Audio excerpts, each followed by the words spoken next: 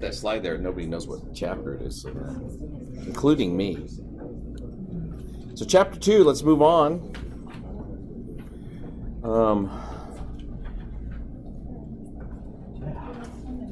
Okay, so I'm going to go through these pretty quickly because this is Chem 1P and it's acid-based stuff, and I don't think it's that horribly hard. But I will emphasize a few things that are will be new to you guys. But you guys get the whole idea of reversible and irreversible. Reversibles are reactions that can go both ways, and irreversible goes one way. That's all it is. And then we have acids and bases. There's a bunch of different kinds of definitions. The only two we care about are Bronsted, Lowry, and Lewis. And I don't care that you know those names. You just have to know how they work. So this is the acid, this is the base. How do you know this is the acid? Because the acid loses a proton, the base gains a proton. How do you tell over here?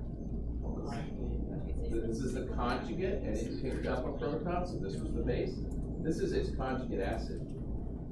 This is the acid because it loses a proton in the product. It's a conjugate base. So we have acid, base, and then conjugate acid and conjugate base. Let me write that down real quick.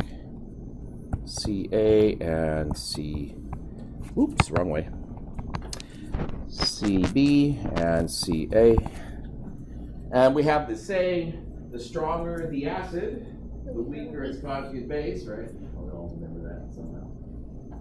So this is a strong acid. This is a very weak base. So that, like HCl is a very strong acid, so this is a very weak base. This is a very weak base, so this is a very strong acid. How that works, okay. And it turns out, we'll talk about this, how far this equilibrium is shifted towards the right in terms of reversibility depends on the strength of this acid versus the strength of that acid. The stronger acid will usually dissociate to a greater extent. Okay. Oh yes, and then there's, are you guys ready for ice tables? We're not doing them. Oh my God. All disappointed. You're like, oh, really? Yeah, we're gonna do it. Strong acids, like HCl, there's weak acids, like acetic acid, and a whole bunch of other acids. This is a carboxylic acid, by the way. It's probably, of the organic acids, the most common kind. What's the difference between strong and weak?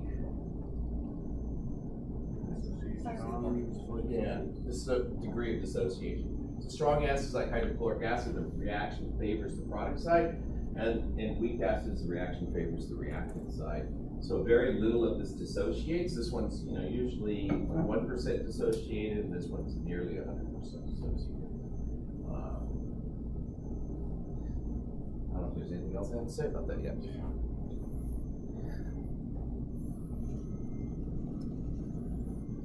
I feel like I waste paper when I put slides like that up. I could have just said that, and most of you would have gone, okay. But we do have to know about equilibrium a little bit, and equilibrium constants.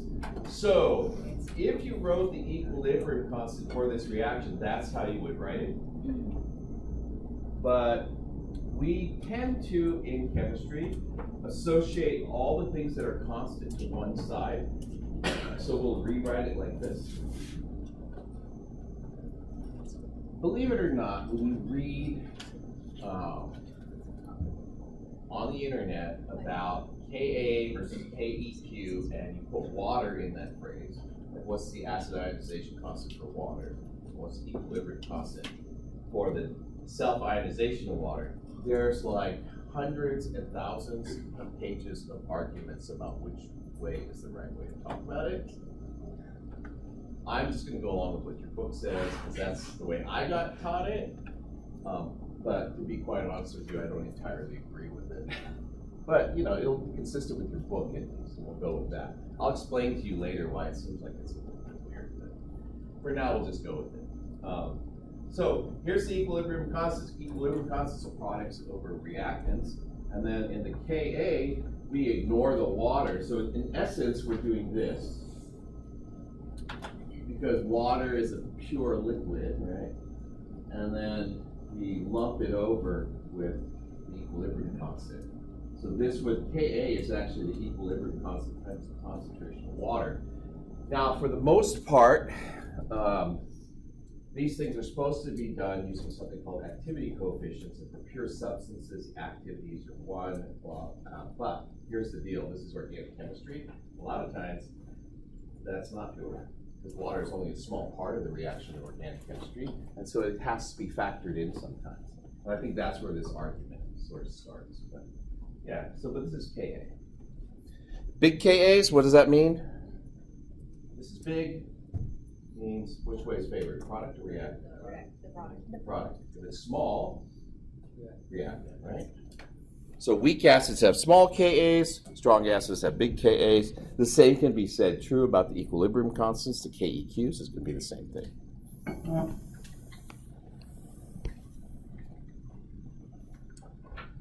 So I'm going to show you how acid-base reactions are drawn in organic chemistry. It's not the way you do in Gen Chem. In Gen Chem, we take the proton and we move it. We take the hydrogen ion and we move it, right? But in organic chemistry, what we're going to be doing is we're going to be using an arrow to show how the proton goes from, for example, the alcohol to the hydroxide ion here. And it's we call it curved arrows. If you look in the intersections of your book, there's a whole segment on just drawing curved arrows. That's super important for doing organic chemistry. I'm not assigning that intersegmental part where it talks about curved arrows, but you should do it. I'll leave that to you. It'll help you a lot in understanding how this works. And in the study guide, there's a whole section on curved arrows, but it's not really like a section of the book. It's just throughout the book. Okay, so you should probably do both of those things. So make a little note. Do the curved arrow section. You'll find it between chapters. I don't know which chapters anymore, but you can do it at any time. And if you have the study guide and the study guide section on that.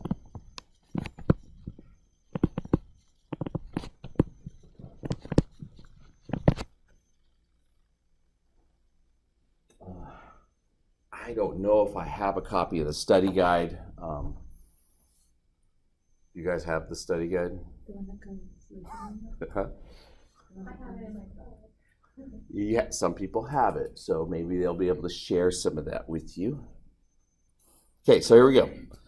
Curved arrows point from the electron donor to the electron acceptor. So this is Lewis acid base.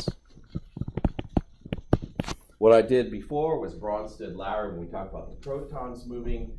But in organic chemistry, we talk about Lewis theory a lot, and then we just don't really mention that it's Lewis theory. So what's going to happen is it's going to go like this. Pair of electrons. And I like to do this so you can see exactly where it comes from. It's those electrons. Most people don't draw a little hook. Some people will draw a little circle and draw it from there just so you know. But the arrow has to start on a pair of electrons. I'll make it big so you can see it. I love that I can do that, by the way. But since the hydrogen only accommodates one bond, right? Because hydrogen can only make one bond. And you're making a bond here when you're doing this. This is the formation of a bond. This bond has to break. And when the bond breaks, where does it go? All right. The clue is like the more electronegative atom. That phrase. The more electronegative atom will receive the electrons back. So this oxygen will come and attack. This bond will break. And then you draw from the bond back to the atom. And be sure for now that you're drawing the arrow with two bevels on it. Okay? Barbs is what they're called. Because that means two electrons are moving. If you do it and you do one electron, it's a single barb. Okay, so this is two electrons. And we will do reactions that do one electron. There's a whole chapter on it, which I love. But it's late in the book.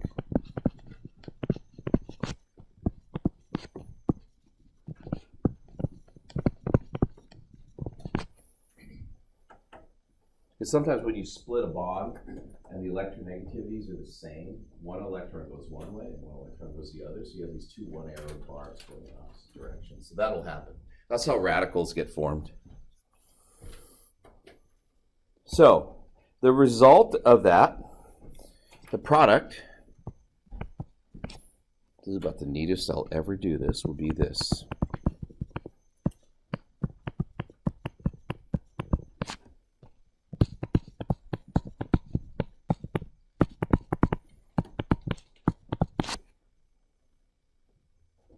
One thing's missing though, what's missing?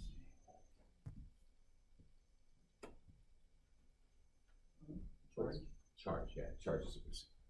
The charge on the left side and the right side should be the same total. So you need a negative charge somewhere. Of course, it makes sense to put it on the oxygen because it has 3 lone pairs instead of 2. So that's how we'll do acid-base reactions. So this is, right, methanol, the compound, acting as an acid because, right, it's receiving the electrons, and the electron acceptor is the acid, and the donor is the base. So that makes the OH minus the base.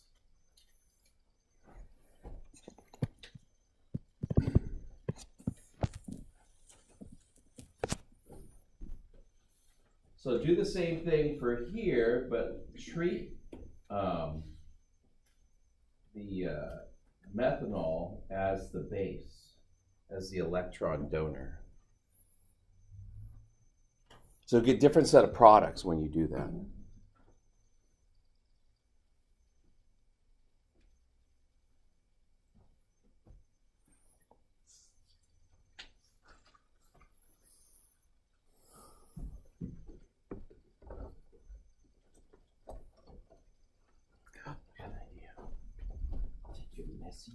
And I'll use it. Oh, that's the wrong page to tear off. God, it's soaked all the way through. The dog. Probably was your dog. Peed on it. No. Yeah. They're trained. They don't. Whatever. My children are trained too. They still pee. Okay. So what did you come up with? If it's the base, where's the electrons start? At the methanol, they'll start here if it's the base. The donor is the base, and so you're going to take a pair of electrons from here, and that's the donor, and then the water is the acceptor, like that.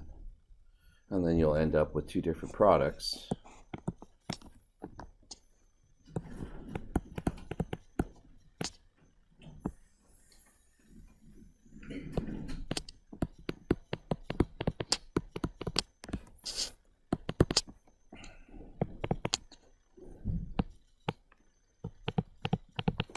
How many pairs do I draw on this oxygen?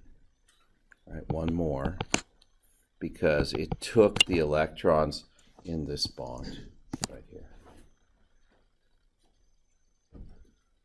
So now the CH, the first one is playing as the base. Yeah, so this is methanol as an acid because it's donating the proton, right, or accepting the electrons. It's the same thing, just 2 different definitions. And this is it acting as a base because it's donating the electrons or accepting the proton.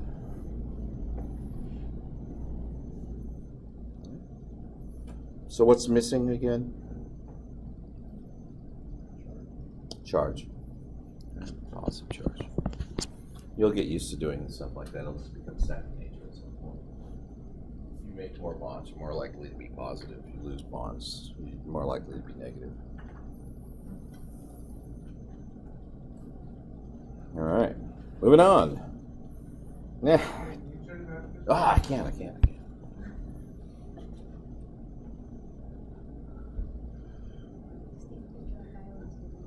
What? Yeah, you could.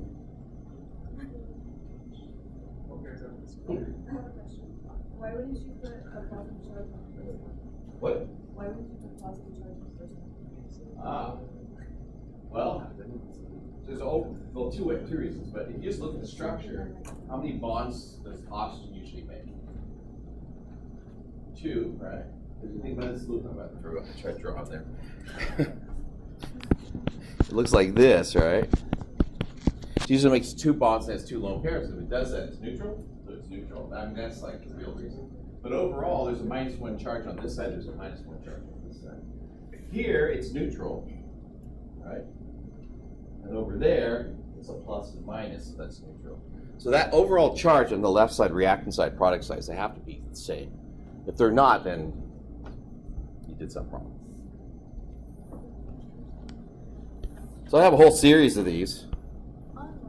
So carboxylic acids, the most common, like I said, carboxylic acids are the most common acids in organic chemistry.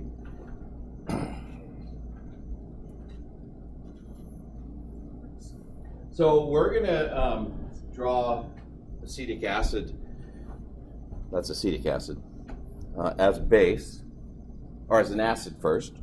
So if you're going to do this, what do you have to put in? You got to put in all lone pairs. So all that practice of putting in lone pairs that hopefully you've been doing, all that practice we start using now. Okay. So this oxygen here, right?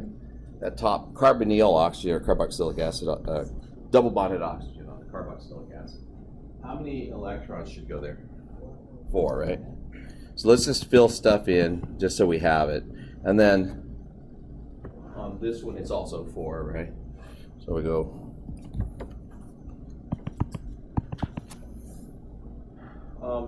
What is it on this one? 6, right? And it has a negative charge. That's why it has a negative charge. It has extra electrons. Right. So now we can do it. So this is going to be as an acid. So it's going to be the electron acceptor, right? Or the proton donor. And so we're going to start the arrow on this oxygen like this, right? And like I said, if you want, you can circle those or whatever you want to do. Most books don't do anything like that. They just start the arrow as close as they can to that. But when you're first getting started, it's kind of nice to just do it so you know what you're doing. And if you don't know what you're doing, you can ask me, and I can see that either you know or you don't know. So, and then what else has to happen here? Yeah, the hydrogen can't have 2 bonds. It's going to have to lose that bond. All right, it'll go like that. Try to get it back to the oxygen if you can. And then you can draw the products out real quick. If you do line drawings, if you don't do line drawings, it's just this. But if you want to write it out, it's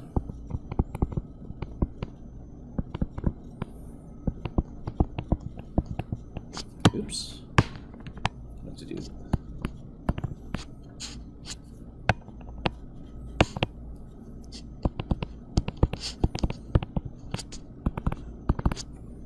Kind of like that. And the other one is water again.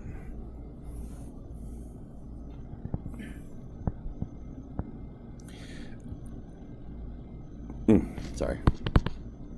I'm just write H2O. Laziness. You can draw it out, but you know what it looks like. And then if we do it as a base, you still need the lone pairs. So just to practice, we're going to put them back up here. But if it's a base, right? Which pair do I use? I'll just tell you, they usually use this pair.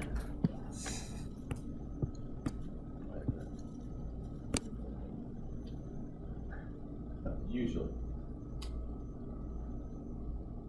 I just feel like when you're doing a base, it just like does the opposite. Instead of taking it from that one or that side, it goes like that. It's like it's flipped. Okay. And then product will be like this.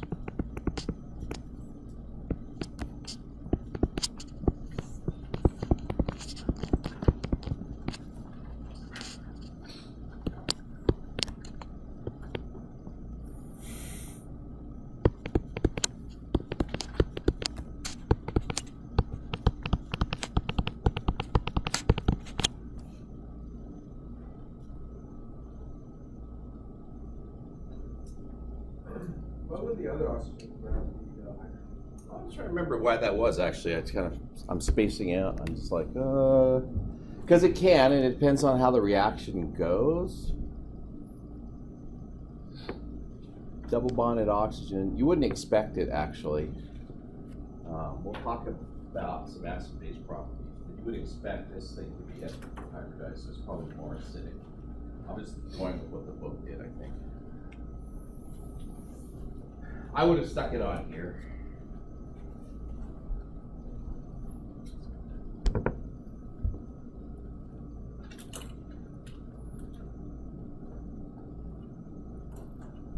Okay, so you guys get how the arrows go. So there is another, like Quan was saying, there's another possible product. It's probably the one I would have been inclined to draw first.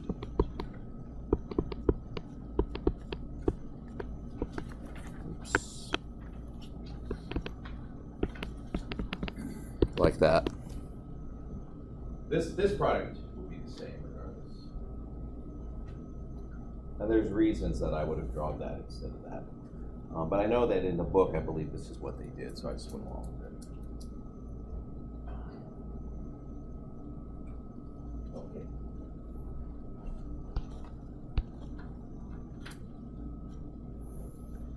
So like I said, the most common acids in organic chemistry, of the ones that we think of acids, are carboxylic acids. They have this kind of form. But also common are alcohols. And alcohols, though, are much weaker than carboxylic acids in terms of their strength. Now, to back up for a second, we have a thing called pKa. I had it on the slide earlier. But pKa is negative log of Ka. Right? Got you, right?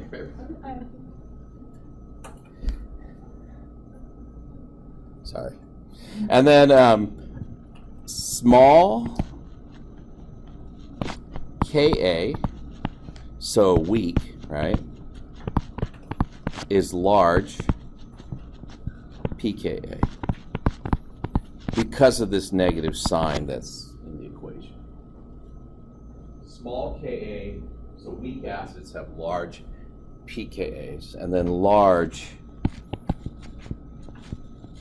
Ka values. Those are strong acids.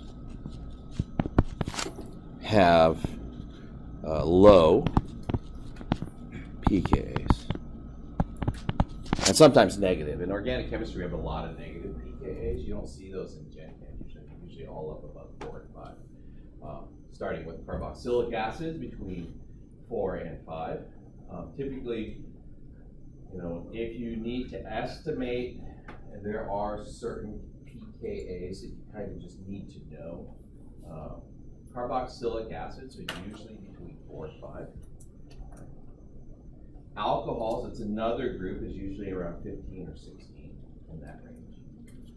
You'll notice alcohols are much weaker acids than carboxylic acids, alcohols are much weaker acids than carboxylic acids, but nonetheless, they are often a source of hydrogen ions in reactions because they're often paired with things that are more basic, but they act as acids. They're not necessarily acidic when you put them in water, but they act as acids or proton donors in a lot of reactions. And one more. Yes. All right. So, what is it? You guys remember what it takes for something to be amphiprotic? Amphiprotic means it can be both an acid and a base. It needs to have a proton, and it needs to have a pair of electrons on it.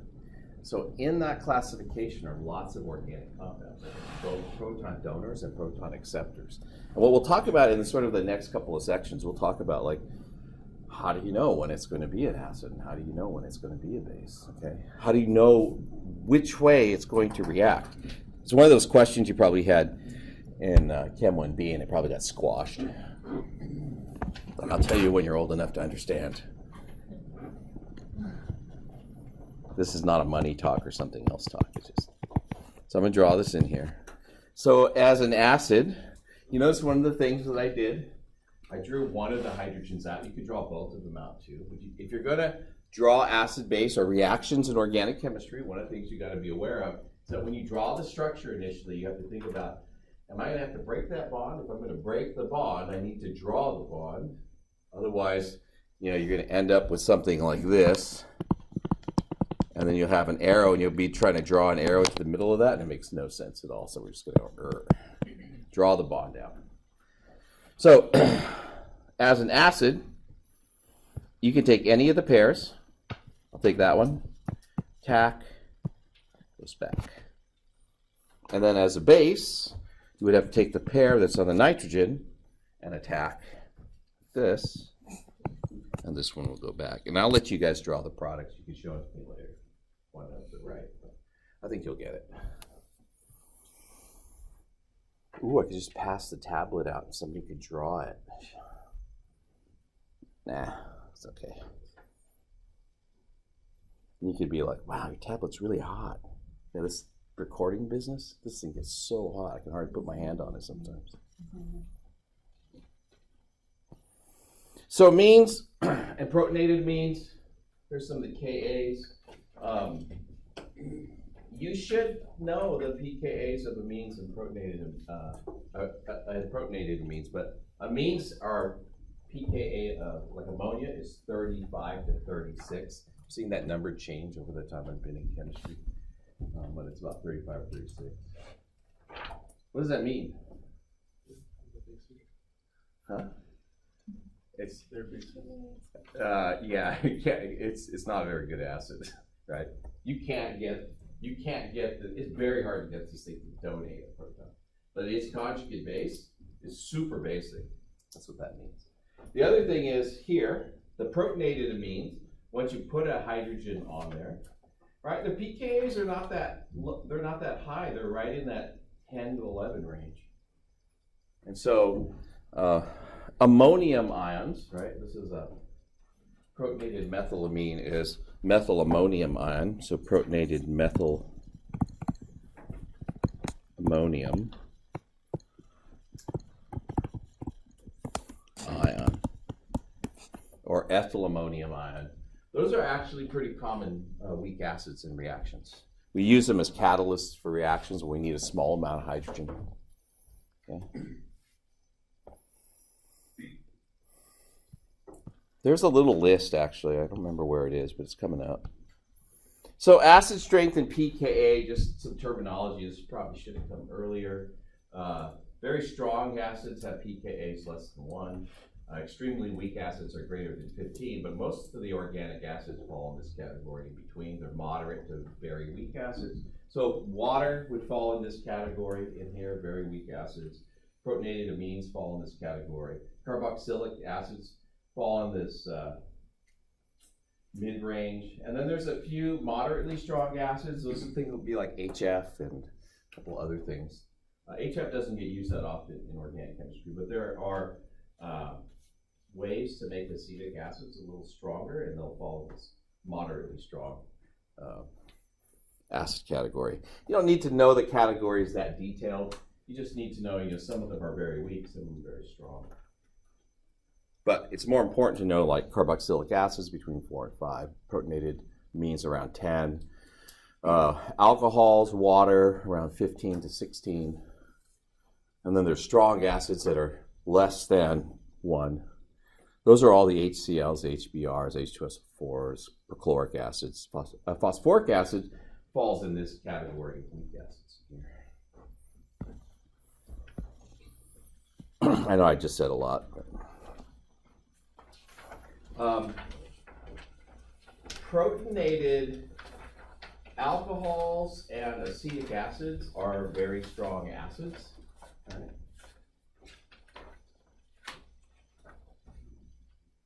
See, this is what they do in here. I can't remember why that one protonates in preference to the other one. I'll just have to go read it again. I've forgotten. But that's the way they draw it.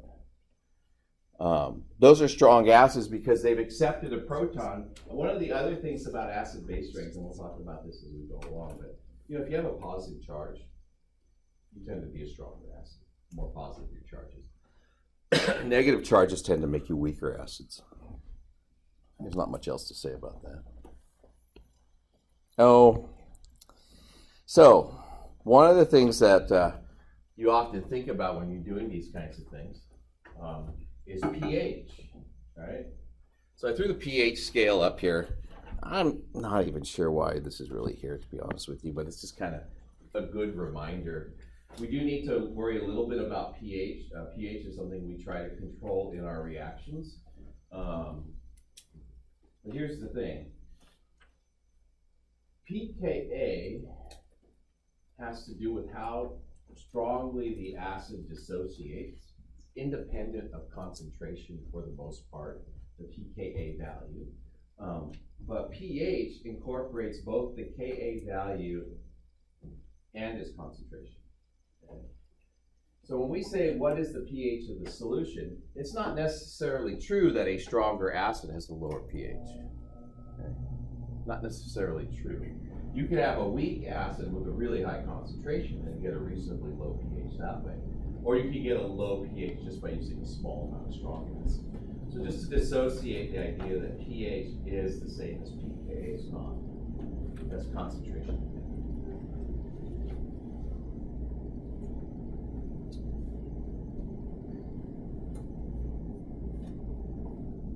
Yeah. I don't know. It's a weird list. This is what I was talking about before. This is the breakdown of things that you should probably know, like these protonated alcohols, protonated carboxylic acid, protonated water. These all fall in the category strong acid, and the carboxylic acids 4 and 5, protonated means like 9 and 10, and then alcohols 15 and 16 in that range. Fight through it. So that's a good table to have memorized. So pKa can tell us which, right?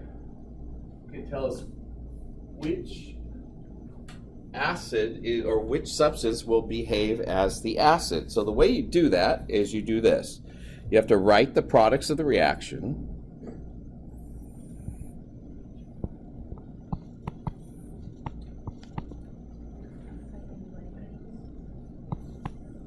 Oh, died again. We'll just have to wait for the bad boy to disconnect. Oh, now I think I can reconnect right away. Or not. Oh, so confused. I'm trying to reconnect. When the smiley face comes up there, it'll be reconnected. Huh. I think it happens right around 30 minutes every time. Like last time was like just after 30 minutes and it pooped out on us. So anyways, when you see a smiley face. Okay, so we're gonna write the products for the following reactions, and then we're gonna use pKa's to tell us like which reaction takes place. Of course, I don't have the markers. All right, my tutors. All, as Melissa said, is when we have organic chemistry, there's no tutors and tutorial for chemistry because we're all organic chemistry. Oh, got one. Oh, red. Good. It's pink. I hope it works. So, look at that. That red color. It's just hot and saucy, I'm just telling you. Look,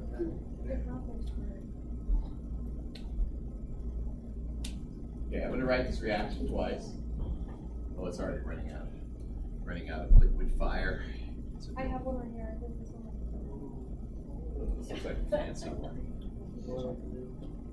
The other's got a big liquid reservoir and it makes you feel like it'll write forever. Okay, so I'm going to treat this one as the acid and this one as the base, and then I'll treat this one as the base and this one as the acid, and we'll just see what we come up with, okay? So, if I write the products for this, what I'll get is NH2 minus plus H3O plus, like that. And if I write this one as the base, then it's the proton acceptor, so I'll get NH4 plus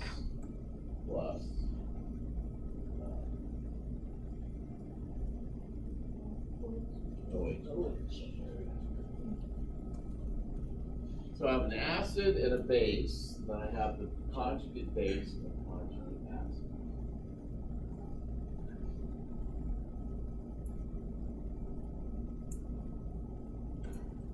Okay, so if I look at this acid versus this acid, oh, there you go. If I disconnect it, it should reconnect. I should be able to reconnect in a second. This is the pKa of about 35. And this one is minus 2, right around that. It's a strong acid. So if you look to see where the stronger acid is, right, it always will force the reaction into the opposite direction. So what predominates, usually what people talk about, but it's not focused, to me it's not focusing on the right thing. What predominates is the weak acid. Whichever acid is the weakest is the side that is favored in the equilibrium. So if I was drawing an arrow like this, it would favor this side versus that side. Because this acid is stronger and it can outcompete and push the equilibrium that way. Right? The analogy I often give, it's two volleyball teams, right? This is the good volleyball team. This is the bad volleyball team. Which side is the ball going to be on? It's going to be on this side all the time, right? Because the good volleyball team, like I think the analogy I give, like Reedley College versus elementary school, right? Reedley College girls would be like slamming it down on top of those. They probably wouldn't be thinking, they would be knocking it home. Okay, we'll do the same thing on this one. This is the acid, so yeah, so this is about 15-ish.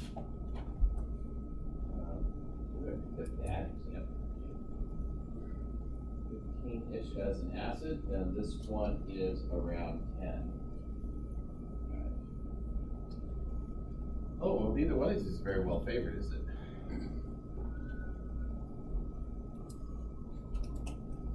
Oh, interesting. I didn't think about that. Okay, which one's favored here? So this is the conjugate acid, this is the conjugate base. That actually it's a good example for this, but I didn't think about the ramifications when I wrote it all the way out. Which way is it favored? It reacted still. It's still favored this way. Okay, but look at the difference between these pKa's, right? There's about 5 difference here. Now this is about 35, 37 difference here. So in terms of which one is more favored, this one is more favored than this one, but it's still a weak reaction, a weak base reaction.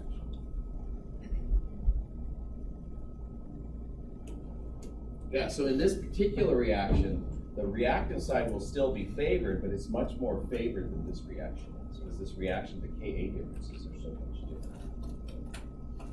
So there's a difference of 5 here and a difference of 37 up here. Of the two reactions that can take place, this one takes place more, but it's still reactive. Because again, this is the weaker acid, so this side will be the one that has the most at equilibrium.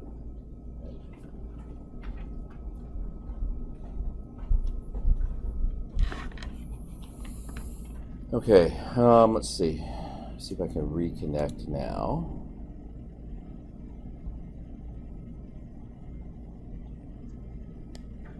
It says reconnect, but it's not reconnecting.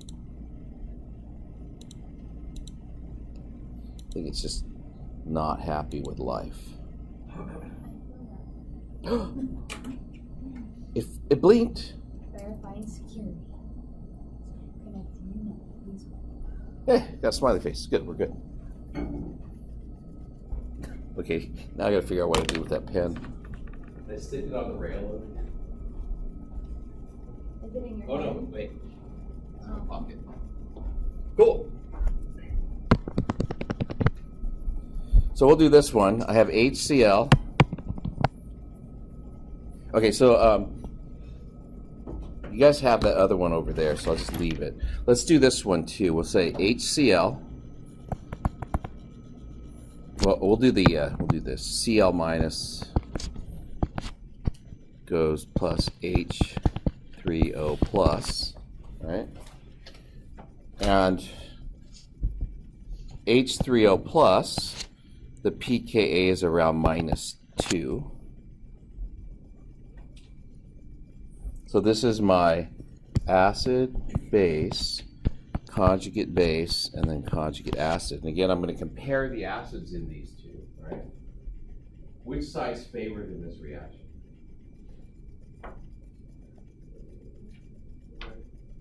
The right side, because this is the weaker of the two acids. So this reaction will favor the product side more. Okay, so there's a pK of 2 versus a pKa of -7. So this will be very product favored. And honestly, I don't have a pKa for a protonated HCl because I don't think that'll happen at all, so I'm just not even going to bother with it. But yeah, if you write both possible reactions, you can tell which one is going to be the more favored of the two reactions. That's how you tell what actually happens.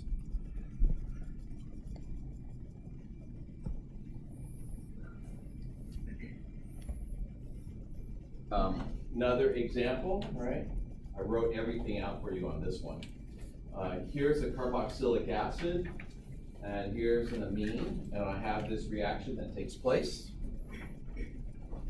In this case, this is my acid. The carboxylic acid is my acid. The amine is my base. This is my conjugate base, and this is my conjugate acid. So if I'm trying to assess like equilibrium in this reaction, what I do is, again, I look up the pKa for the carboxylic acid, and I look up the pKa for protonated amine. And then I don't look them up. I just write down what I remember, right? Because I said these are the ones that are good to remember, but they're on that one table, like a few pages back. This one's between 4 and 5. Carboxylic acid, pKa is between 4 and 5. What are protonated amines? They're both an acid and protonated. What's the protonated amines? What's the pKa for this guy about?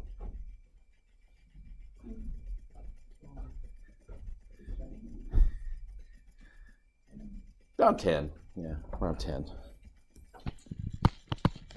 So if I was drawing an equilibrium arrow onto this reaction, what would it look like? Favors the products. The weaker acid will act, or the weaker of the two acids will be what there is more of, because the stronger acid will force the proton in that direction. Okay, so this arrow would look something like this. Now this bottom one, right, what I did is I said, well, if this is my acid, and this is my base, and this is my protonated conjugate acid, and this is my conjugate base. So I just look at the acids. The amine as an acid has a pKa of what? Not the protonated amine, just the amine. Anybody remember? 35-ish. And the protonated carboxylic acid? Like strong acid, right? It's like less than 1. I think it's like minus, I won't say it's -7, but I might be confusing, but it's less than -2. It's way down there somewhere. So this is, I'm going to estimate it's around minus, I think it's minus, it's on the chart. Here, let's look. I won't guess. Whoop, whoop, whoop. Oh, it doesn't say exactly what it is. I have one in here somewhere, though. I want to say, oh, it's -6. Okay, it's not -7. -7 is hydrochloric acid. I couldn't get it out of my head. Oh. So this is -6. It's catching up. So which way is the equilibrium favored? The reactant side, like strongly favored. So if we're looking at this combination of acid and base, or base and acid, this is what actually happens, and this one won't. This one will stay far on the reactant side, and the carboxylic acid will actually behave as an acid. If that makes sense. Does that make sense? Or no? You could say no. Ask for The first one you said would favor the products, reactant, right? product side, because the stronger acid will force the equilibrium to the right. Okay. So this reaction will take place and form product. We'll talk about like what the equilibrium constant is for that reaction in a second, but it's big, okay. But this one, because this acid is much weaker than this acid, will far favor the left-hand side. So if I was redrawing that arrow, it would be like this. Now you notice these are the same reactants, right? But we never, at least up until this point, never asked the question, when I mix two things together, how do I know which one's going to be the acid and which one's going to be the base? And the way that you do it is you do it by evaluating the pKa values of the acid in the reactant and the acid in the product. Okay. So if I give you two substances and say you mix these two substances together, what's the most likely product? You have to think about the Ka's when they're mixed together, right? When one is acting as the acid and when it's acting as the base. And that'll give you an idea about which reaction is most dominant in the mixture.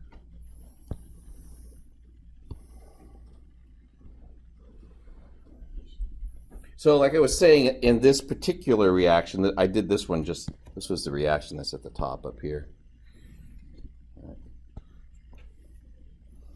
This is pKa is around 4 to 5. And this pKa is around 10, like that, right? So that means the equilibrium will be favored in this direction. And it turns out the equilibrium constant, I'll use the value 5 for this side, just to be, because it's easy to remember 5, but like 4, it's harder to remember, I don't know. Is actually going to be about 10 to the 5th. That's about what that equilibrium constant is. Because the way you get that actually is all you have to do is subtract the Ka of this. You have to subtract this from it. That gives you the magnitude of the equilibrium constant. For the one in the bottom, this pKa, is around 15. This one is around 10.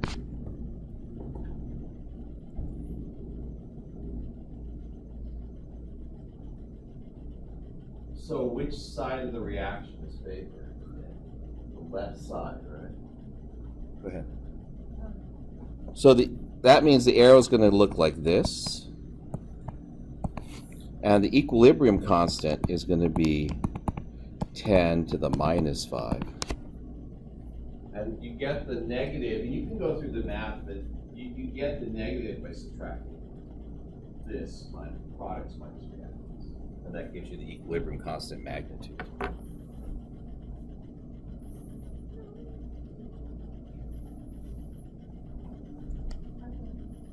So I noticed that on some of them, on the last one you did, where the sign goes.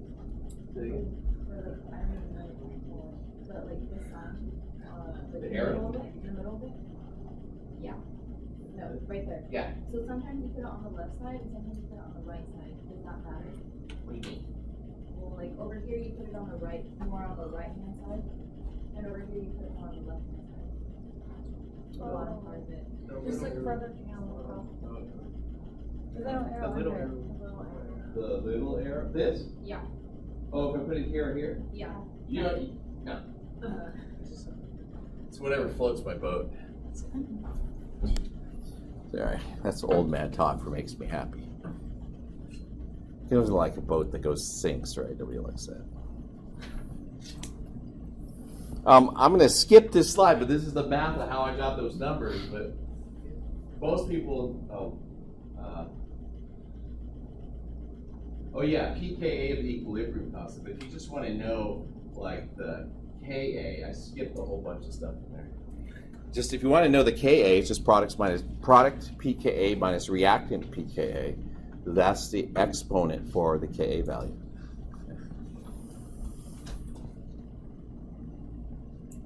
Okay. Oh, I don't know if you remember this stuff, but we're going to talk about what makes acids stronger and what makes them weaker. So this is the trends in acid-base strengths from Chem 1B. This is probably the last thing that we cover in organic chemistry that is relevant to Chem 1A and 1B. And then we use it all semester. Okay, so it's not like it's, you're never going to see it again, but it's like this is a review of like general chemistry. So stable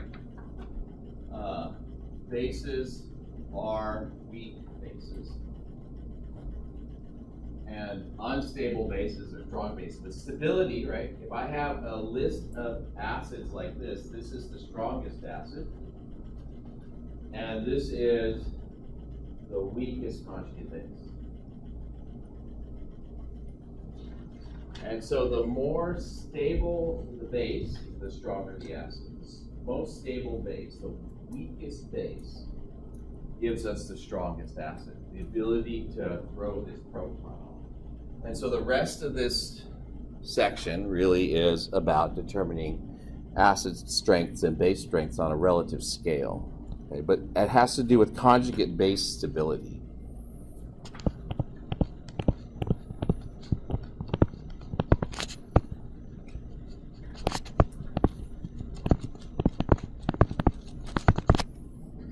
And the thing that determines that the most is the ability for the ion to distribute this negative or stabilize this negative charge.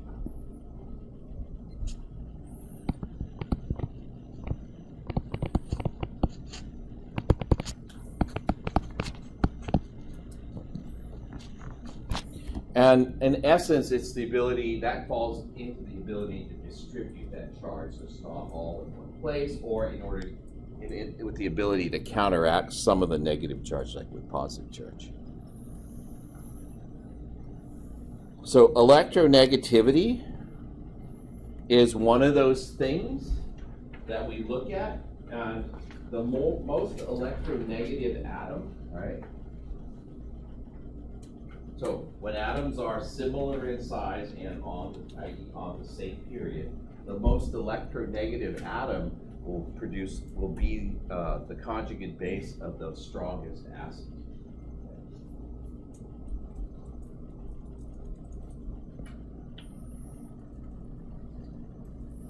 There's a lot of reasons why this trend would exist, but if this is the most electronegative atom, it has the most ability to stabilize negative charge, and so that's why it becomes the most stable base or the weakest base. So HF in this trend is the strongest acid. You guys remember that? Yeah, good. Yay. So if you look at some, just some sample data, here's methyl alcohol versus methylamine. Methyl alcohol is what? 25 orders of magnitude stronger than methylamine as an acid. 25. Really thought about how big that was. A lot. The only difference in these two structures is oxygen is a little bit more electronegative. So the ability to stabilize the negative charge of methyl alcohol, even though it's not very good, is much better than that. If you look at the protonated alcohol and protonated amine, right? Protonated alcohol pKs are at -2. It's still much stronger than the methylamine. Right? These are stronger because they have a positive charge. They can put an extra proton, so it's easier to get rid of that proton. So these are stronger acids. But the protonated alcohol is the stronger acid than the protonated amine, simply because oxygen is more electronegative.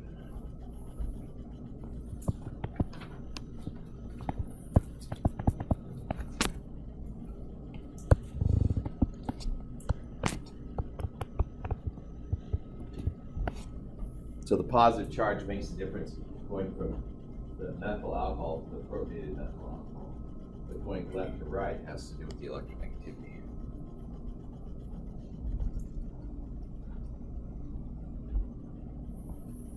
In that same sort of idea, if you remember, we talked about this really briefly, but sp hybridization is more electronegative than sp3.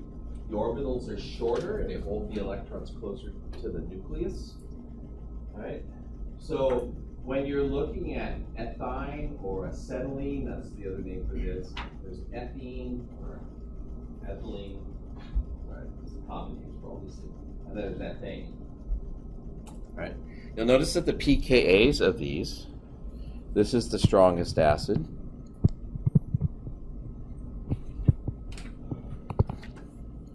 Because the CH bond, right? This is sp hybridized.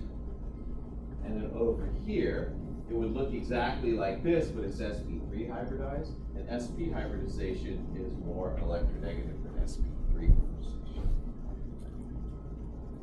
And again, the strongest acid will have the weakest or most stable conjugate base, and so the extra electronegativity that it gets by being sp hybridized causes it to be more stable.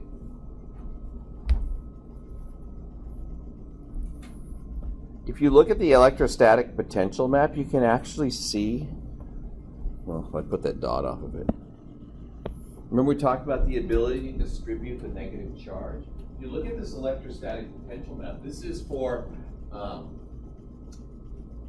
ethine. I keep wanting to call it acetylene. All right.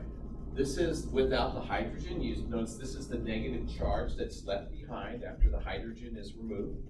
And this is for ethane after the hydrogen is moved. What do you notice about the distribution of charge, the negative charge, the red, as you go from here, acetylene, to ethine to ethane? Yeah, here it's all concentrated in this spot here. Right? Here it's sort of distributed over about half the molecule. So that ability to distribute that negative charge causes this to be less attractive to positive charges, and that's why this is more stable. So again, hybridization allows it to distribute that charge more readily. Okay. So size is also an important factor.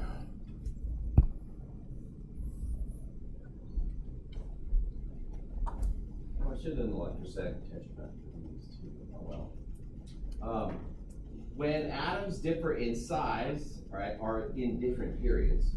Along the period, they're all about the same size. They get a little smaller from left to right, but they're all about the same size. But when you go from top to bottom, they just get a lot bigger. So I minus is the largest, F minus is the smallest. They all have the same amount of charge. So this ion, right, is the most stable ion in terms of attractiveness to positive charge. And so this is the weakest conjugate base, weakest base, right? And as a result, it is the product of the strongest acid.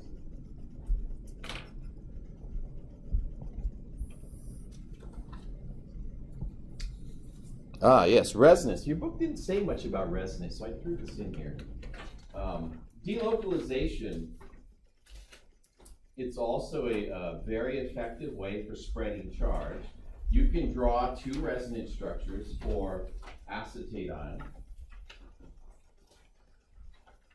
And you can equally put the negative charge on the oxygen on the right, or you could put charge on the oxygen at the top, and those are the two resonance structures that you have, right? And as a result, half of the charge of the molecules is distributed on each oxygen.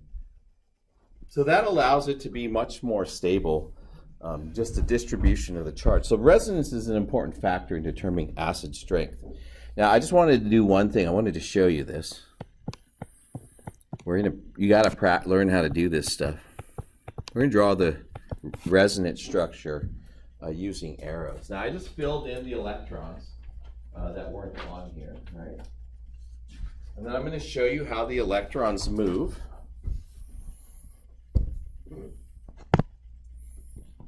So I'm going to take this pair of electrons, all right? And I'm going to make another bond here.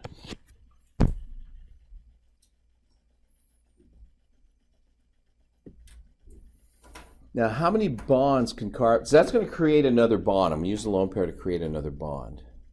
How many bonds does carbon get to have? 4, right? Because of its 4 dots. If I do this and nothing else, how many bonds will it have? We end up having 5. So one of these bonds has to break. Turns out the bond that's easiest to break is this one. The oxygen's more electronegative, so it'll pull the electrons out. And when it does that, it'll go like this. So when you draw the Lewis structure of the other resonance structure, it'll be something like that.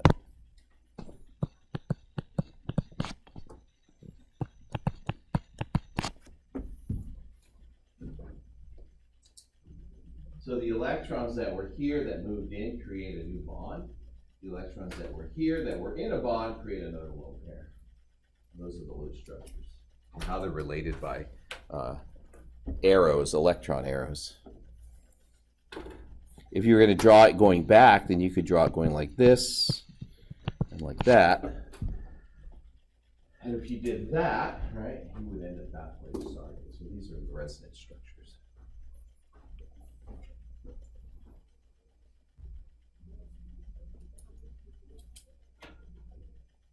Oh, got like 5 more minutes. Yay. So you can see, just sort of summarize some of this stuff.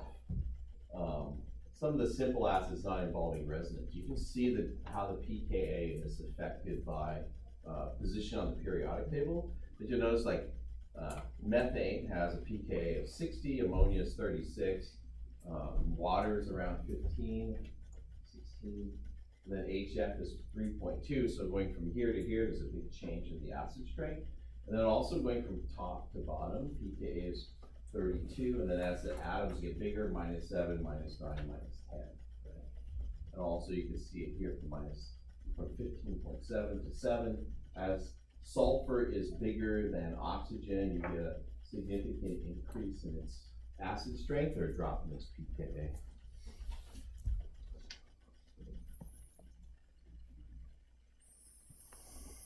Okay, so there are electron withdrawing effects or substituent effects on acid strength, and we talk about it as the inductive effect. Okay? And the inductive effect has to do with the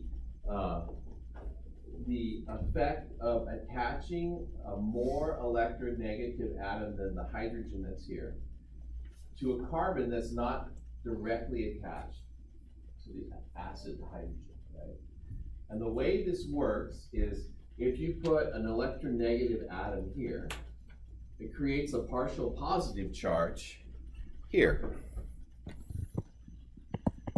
And that partial positive charge will draw the electron density back towards that carbon.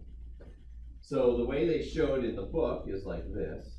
These are they call it through bond effects, but it's an inductive effect. It's like not directly attached, but it's indirectly attached. But through the bonds and the charge that you create at this carbon, you can withdraw electron density from this region over here. I wouldn't normally draw it here, I would just draw it this one. Okay, the more electronegative the atom, you'll notice that acetic acid, if you measure its pKa, is 4.76. If you add a bromine, it's 2.86. Chlorine, 2.81. Fluorine is 2.66, right? This is going stronger as you go from left to right, and that's because what? Bromine, chlorine, to fluorine. Fluorine is the most electronegative of the series. Okay. So inductive effects have to do with the strength of the electronegativity of the atom that's attached indirectly to the acid hydrogen, right? But it can also has to do with distance. And so here's another series, right? This one is 2.97. This is 4.01, 4.59, and then 4.71. And what you'll notice is here, right? Remember, this is a through bond effect. So you're creating a positive charge that through this bond stabilizes the negative charge of the anion. Well, if you move it one away, the effect's a lot weaker. And the further away it moves, right, the less of an effect it has.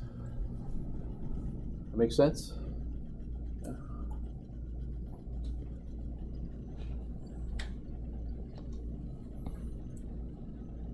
So let's explain, just a little bit of practice. Explain why, right? Acetic acid is a stronger acid than ethyl alcohol. Other than in the name it's called an acid and the other one's called an alcohol. But, right. Right, why is acetic acid's pKa lower than ethyl alcohol's pKa? What are the factors that are involved?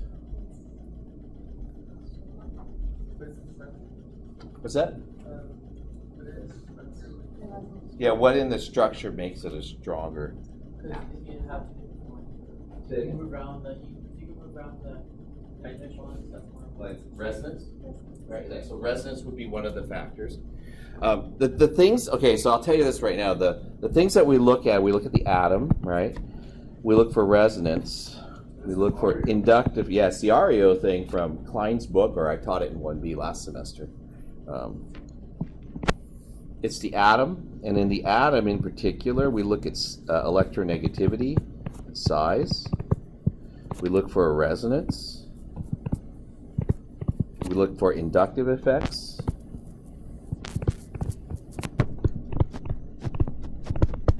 And we look for orbital. And that has to do with hybridization.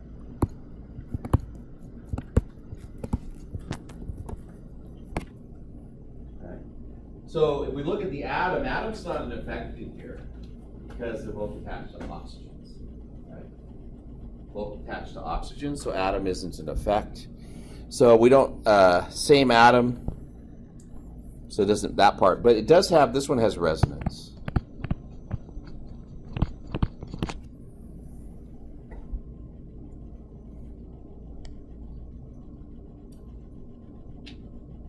So if you look at the anion, right?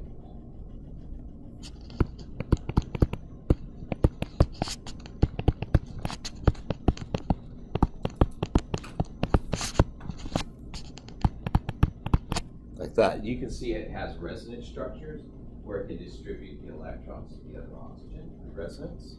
So that's one factor. Orbital hybridization really doesn't play a role in this down here, but there is also an inductive effect in this. And the inductive effect is the fact that it has another oxygen attached to it is making it a stronger acid.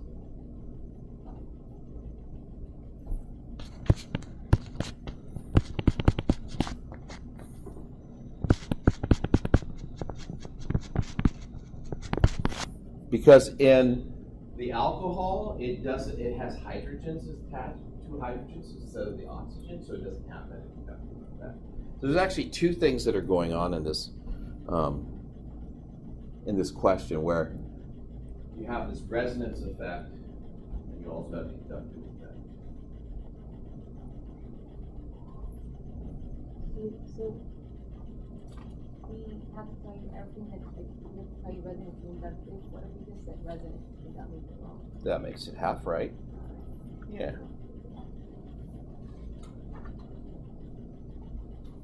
So I kind of drew some of that out for the both of them on the next slide, right? This is kind of a summary. This is actually a question. But this carbon is bonded to two hydrogens, and this one has an oxygen on it. So there's an inductive effect just by having this here. But you have these electrons that are localized and you can't like distribute through the molecule. Its actual electrostatic potential map looks like this. And remember, like when we looked at this, the cation, the settled ion, there was a negative charge like this, but it was distributed. And you'll notice that for this ion, all the charge is still on the oxygen, but for here, it's evenly distributed between the two oxygens. So the degree of redness, right, is a lot less negative charge density, so this is a more stable ion. The electrostatic potential maps are really helpful, I think, for visualizing what's going on.